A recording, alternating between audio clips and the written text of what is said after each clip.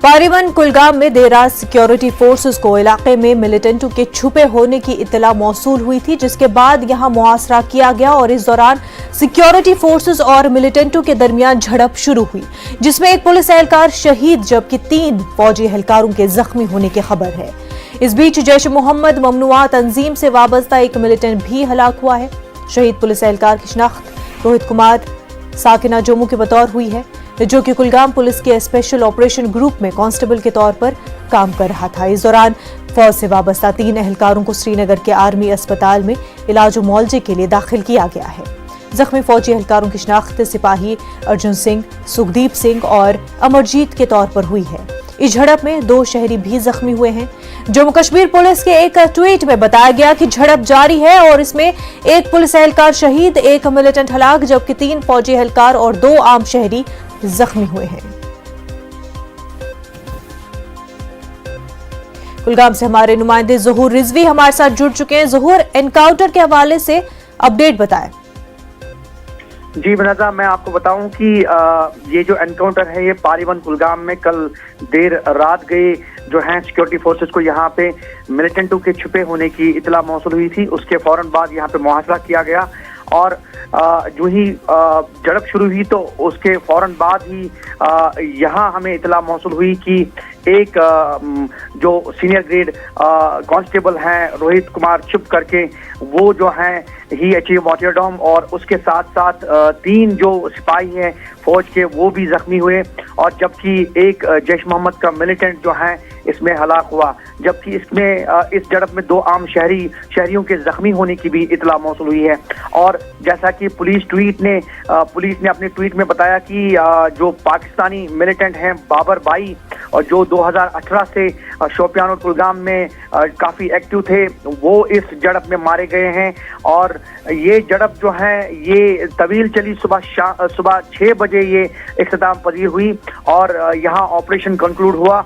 और मुनज़्ज़ा, मैं आपको बताऊं कि ये एक बहुत बड़ा ऑपरेशन था और इस ऑपरेशन में चूंकि दोनों साइड से काफ़ी डैमेज हुआ और अगर हम पुलिस या फौज की बात करें तो पुलिस को भी जो है अपना एक सिपाही जो है वो शहीद हुआ, वो खोना पड़ा और उसके साथ साथ जो 3 फौजी एहलकार हैं उनको बजरिए चॉपर जो हैं यहाँ के श्रीनगर के 92 बेस हॉस्टल में जो है इलाज मुआवजे के लिए दाखिल किया गया। उसके अलावा 2 आम शहरी भी इसमें जख्मी हो गए और जैसा कि अभी पुलिस ने भी अपने ट्वीट में बताया है कि इसमें जैश मोहम्मद का जो बाबर भाई है वो इसमें जो है हलाक हुआ है, जिसके कब्जे से AK-47 और भी कुछ गोला बारूद जो है असला जब्त किया गया है। मुनज़्ज़ा, मैं आपको बताऊं कि जो रोहित कुमार चुब है उनका ताल्लुक जम्मू से है और वो स्पेशल ऑपरेशन ग्रुप कुलगाम में बहैसियत सीनियर ग्रेड कांस्टेबल जो है वो काम करते थे और उनकी रेसलिंग सेरेमनी जो है कल शाम को ही अंजाम दी गई एजाज के साथ और उनको जो है रवाना किया गया है। और मुनज़्ज़ा, ये ऑपरेशन जो है आज सुबह 6 बजे ही कंक्लूड हो गया है। और इसके साथ साथ मुनज़्ज़ा, मैं आपको ये बताऊं कि पिछले कुछ दिनों से ये तीसरा चौथा ऑपरेशन है कुलगाम की अगर हम बात करें और इन ऑपरेशन में कई मिलिटेंट जो हैं वो मारे गए हैं। जी मुनज़्ज़ा। ज़हूर, बेहद शुक्रिया तमाम तफसीलात के लिए। आगे बढ़ते हैं। मुल्क में कोरोना की तेज रफ्तार मरकज और रियासती हुकूमतों के लिए तशवीश का बाइस है। कोरोना के यौमिया नए मामलों की बढ़ती तादाद के तनाजुर में हर आने वाले दिन गुजरने वाले से बदतर मालूम हो रहा है। नए मामलों में उछाल से अवाम का दिल बैठा जा रहा है। महाराष्ट्र, मगरबी बंगाल, दिल्ली, तमिलनाडु, कर्नाटक, केरल में कोरोना और उसके नए वेरिएंट के मामले लगातार बढ़ रहे हैं। पंजाब, छत्तीसगढ़, आसाम, झारखंड, उत्तर प्रदेश, झारखंड, उड़ीसा और बिहार में भी कोरोना के नए मामलों से इंतजामी सतह पर खलबली मची हुई है। मौजूदा सूरत हाल और आइंदा के चैलेंज से निपटने के लिए वजीर आजम नरेंद्र मोदी रियासतों के वज़ीर आला के साथ बातचीत करेंगे। कोरोना के बढ़ते ग्राफ के पेश नजर गुज़िश्ता दिनों वजीर आजम ने जिला सतह पर सेहत के बुनियादी ढांचे को यकीनी बनाने की जरूरत पर जोर दिया और उन्होंने इस सिलसिले में अफसरान को रियासतों के साथ तालमेल रखने की भी बात की।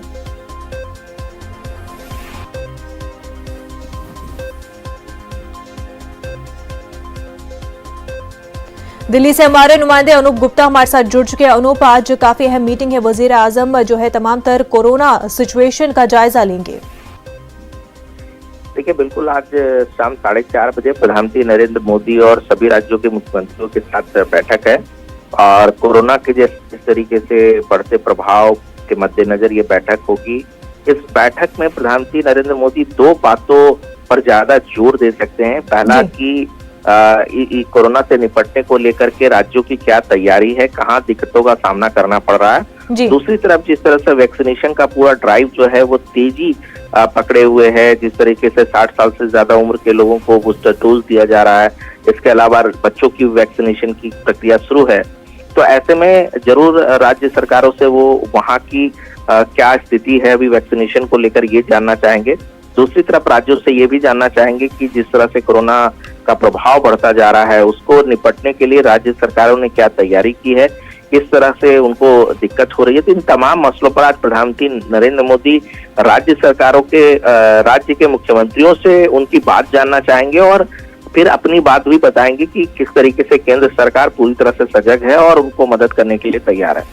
जी अनु, बेहद शुक्रिया आपका।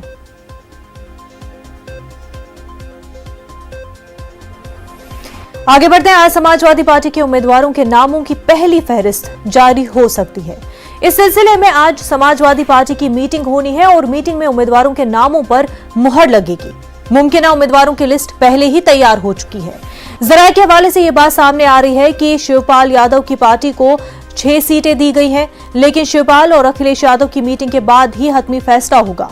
गुज़िश्ता रोज लखनऊ में हुई मीटिंग में अखिलेश यादव, शिवपाल यादव, ओपी राजभर, कृष्ण पटेल, महान दल के लीडर और आरएलडी के लीडर डॉक्टर मसूद अहमद शामिल रहे।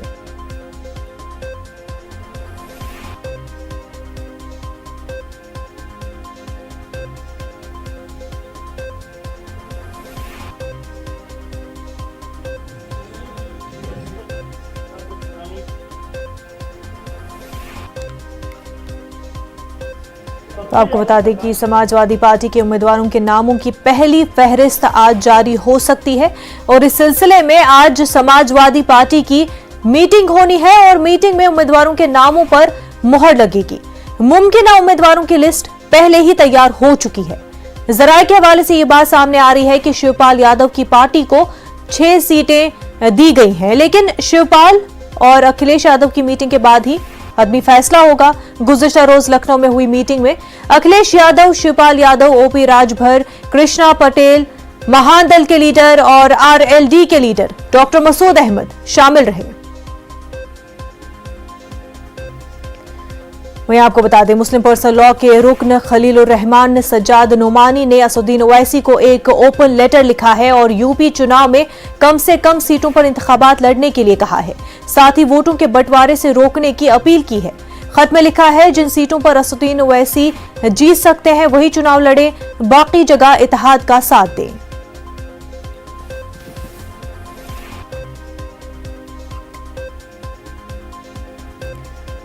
लखनऊ से हमारे नुमाइंदे तारिक कमर हमारे साथ जुड़ चुके हैं। तारिक, आज समाजवादी पार्टी की मीटिंग है और नामों के हवाले से मुहर लग सकती है आज उम्मीदवारों के। हाँ देखिए मुनव्वर, जैसा कि आपने बताया और कल भी आपने ये मंजर दिखाए थे अपनी स्क्रीन पर कि इस अंदाज से जो हलीफ जमाते हैं समाजवादी पार्टी की, उन्होंने एक जगह बैठकर ये तय करना चाहा कि पहले और दूसरे मरहले में किन किन उम्मीदवारों को कहाँ कहाँ से उतारने की गुंजाइश निकल सकती है। तो देखिए 6 सीटें दी गई थी शिवपाल यादव को और उनका मुतालबा ये था कि कम से कम हमें 9 सीटें मिलनी चाहिए, लेकिन बड़ा खुशगवार मूड में ये मीटिंग हुई थी, जो किसी तरह का कोई तनाज़ नहीं था। अब देखना यही है कि इसके बाद क्या सूरत निकलती है, क्या गुंजाइश निकलती है, लेकिन पहले मरहले के लिए कम से कम आज अनाउंस कर दिया जाएगा।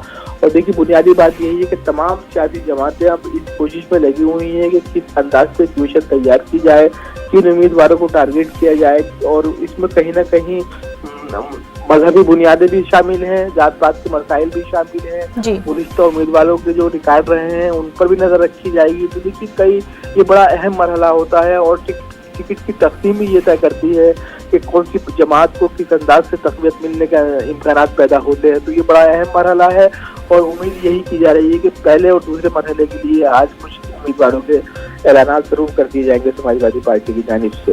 मुनव्वर, तारिक कमर, ये बताएं कि पहले मरहले के हवाले से उम्मीदवारों के नाम तो सामने आ जाएंगे, लेकिन पहले मरहले के तहत जो कॉन्स्टिट्यूएंसीज है उनमें किस पार्टी का दबदबा सबसे ज्यादा है?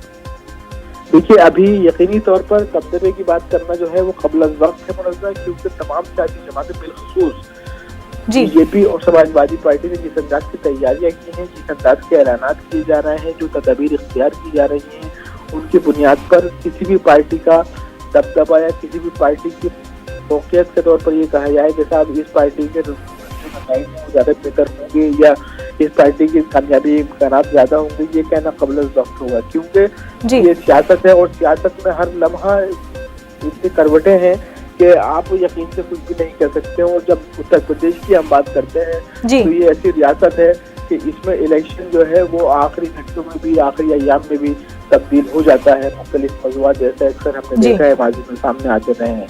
तो ये देखना पड़ेगा, नजर रखनी पड़ेगी इस पर मुनज़्ज़ा कि किस अंदाज से इलेक्शन करवटें बदल रहे हैं और क्या कुछ सियासी इक़दाम किए जा रहे हैं सियासी जमातों की जानिब से और क्या अवामी रुझानात सामने आते हैं। बिल्कुल तारिक कमर, वहीं असदुद्दीन ओवैसी को ओपन लेटर भी लिखा गया है, इत्तेहाद का साथ देने की बात हुई है।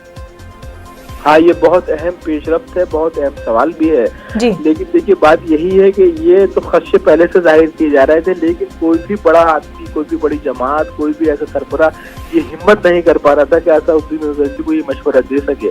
ये खलीलुर रहमान सज्जाद नुमानी ने जो खत लिखा है, ये इसके पीछे जो पस मंजर है वो बहुत अहम है और जो सियासी अकाबरीन है इस पर समझने की कोशिश करें या ना करें ये तो उनके मसाइल हैं, लेकिन होता यही है कि जहाँ जहाँ चाहे वो असदुद्दीन ओवैसी के उम्मीदवार हों या दूसरी जमातों के उम्मीदवार हों, अगर इलेक्शन सख्त होता है तो वोट बैंक की तकनीक को यकीनी बनाते हैं और फिर कहीं ना कहीं एक उम्मीदवार को नुकसान उठाना पड़ता है। देखिए, आप जानते हैं कि किसी भी सियासी जमात का ताउन हिमायत करना एक रिपोर्टर की हैसियत से मुनासिब नहीं है, एक चैनल की हैसियत से मुनासिब नहीं है, लेकिन मुखालफत और अगर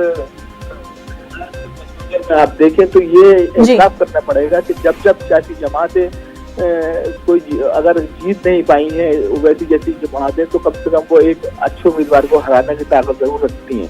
तो ये अपने आप में बहुत लम्हा फिक्रिया है और लम्हा फिक्रिया इस हवाले से है कि अगर इस वक्त भी कोई संजीदा कोशिश नहीं की गई तो जो भी इम्कानात बन रहे हैं फिलवक्त उत्तर प्रदेश में वो कहीं न कहीं बिगड़ते जरूर नजर आएंगे।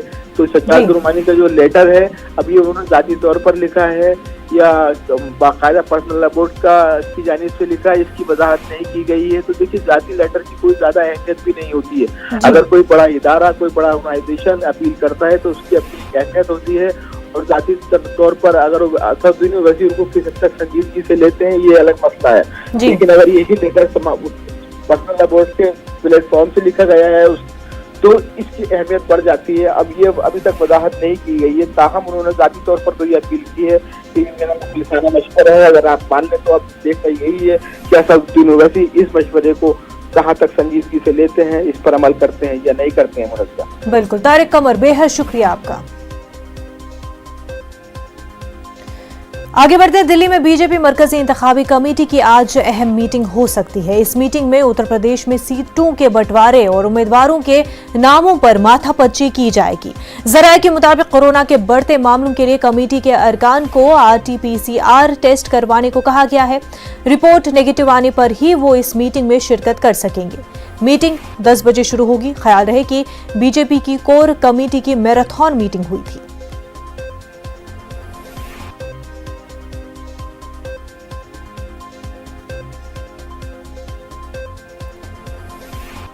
हमारे साथ हमारे नुमाइंदे पवन गौर बराह रास्त जुड़ चुके हैं। पवन, यूपी इंतखाबात और बीजेपी की तैयारियां और मीटिंगों का दौर भी जारी है, आज भी मीटिंग होनी है।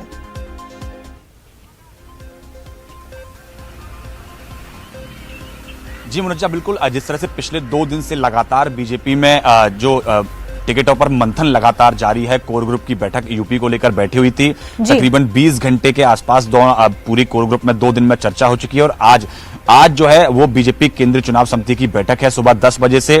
जो पहले 3 फेज के लिए पिछले 2 दिनों में जिन उम्मीदवारों के नामों पर चर्चा की गई है उन नामों पर फाइनल मोहर आज बीजेपी केंद्रीय चुनाव समिति की बैठक में लगाई जाएगी।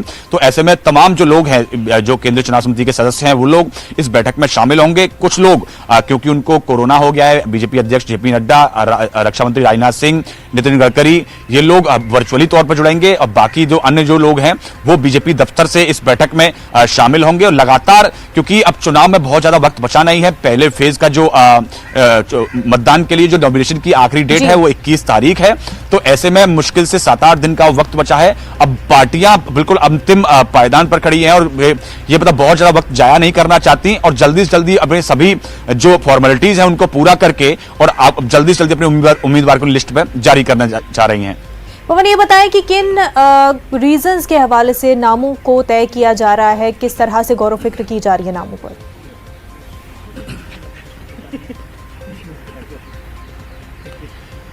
देखिए, आप हर इशू को लेकर चर्चा हो रही है और कोशिश यही है कि जो जिताऊ उम्मीदवार हो, जिसकी जीतने की संभावना सबसे ज्यादा है, उसी के नाम पर ये पार्टी जो है वो मोहर लगाएगी। बहुत सारी चीजें पार्टी ने सर्वे करवाए थे, उससे पहले 6 महीने से पिछले लगातार सर्वे चलाए जा रहे थे।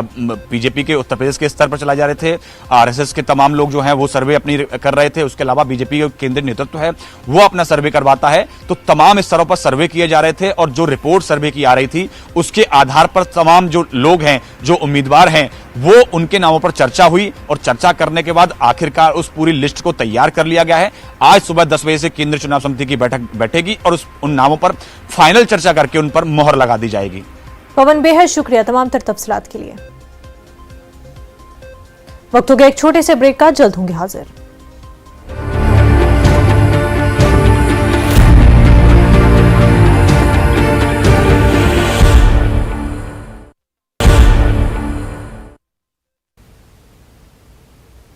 इस वक्त की बड़ी खबर आपको बता दें, कोरोना के मामलों में बेतहाशा इजाफा देखने को मिल रहा है।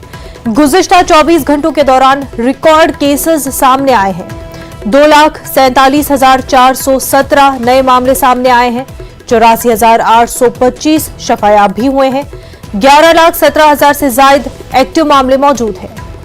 तो बड़ी खबर आपको कोरोना के हवाले से बता रहे हैं। कोरोना के मामलों में बेतहाशा इजाफा देखने को मिल रहा है। पिछले 24 घंटों की अगर हम बात करें तो रिकॉर्ड केसेस सामने आए हैं। 2,47,417 नए मामले सामने आए हैं। वहीं 84,825 शफायाब भी हुए हैं। वहीं 11,17,000 से ज्यादा एक्टिव मामले हैं।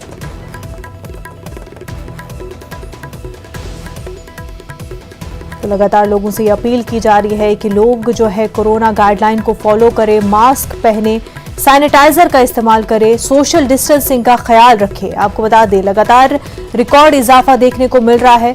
24 घंटों में 2,47,417 नए मामले सामने आए हैं। वहीं 84,825 शफायाब भी हुए हैं। एक्टिव मामलों की अगर हम बात करें तो पूरे मुल्क में 11,17,000 से ज्यादा एक्टिव मामले हैं। आगे बढ़ते हैं। कर्नाटक हाईकोर्ट की सख्ती के बाद कर्नाटक हुकूमत ने फौरी असर से कांग्रेस की मेकेदाटू पदयात्रा पर पाबंदी लगा दी है। एसपी और डीसी को हिदायत दी गई है कि वो पदयात्रा को फौरी तौर पर रोकें और जरूरत पड़ने पर कार्रवाई करें। हिदायत के मुताबिक केपीसीसी के सदर डीके शिव कुमार और दीगर को पदयात्रा के साथ आगे बढ़ने पर गिरफ्तार किया जा सकता है। आईजीपी ने जिला रामनगर में किसी भी नाखुशगवार वाकये को रोकने के लिए तमाम एहतियाती तदाबीर इख्तियार करने को कहा है।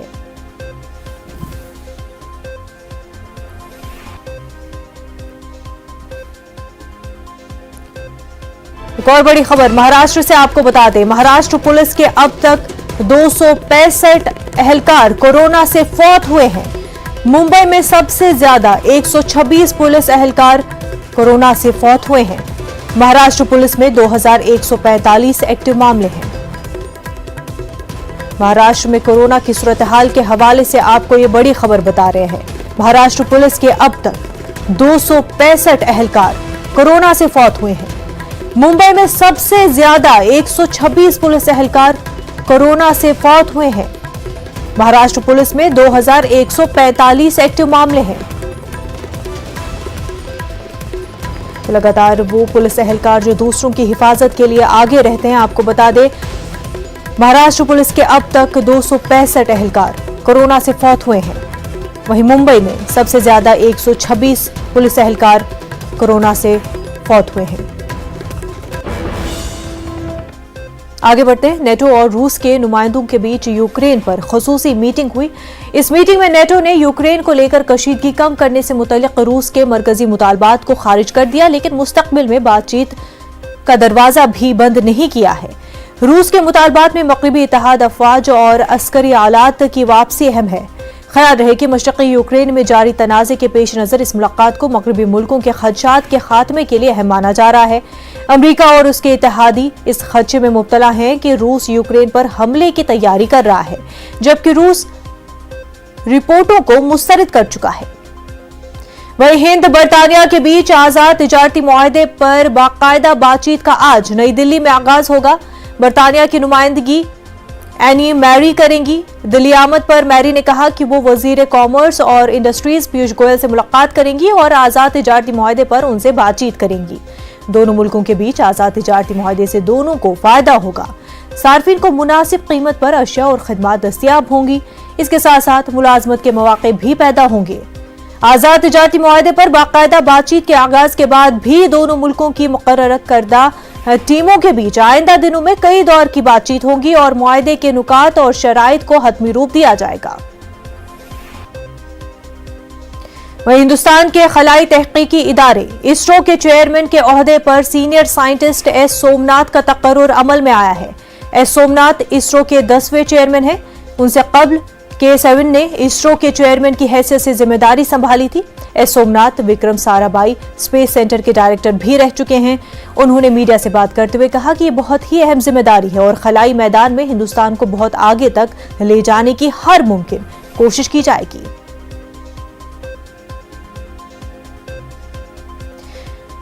आपको बता दें, तेज गेंदबाज बुमराह की शानदार गेंदबाजी ने मेजबान जनूबी अफ्रीका को 210 रन पर महदूद कर दिया। इस तरह पहली इनिंग की बुनियाद पर टीम इंडिया को 13 रन की सबकत हासिल हुई।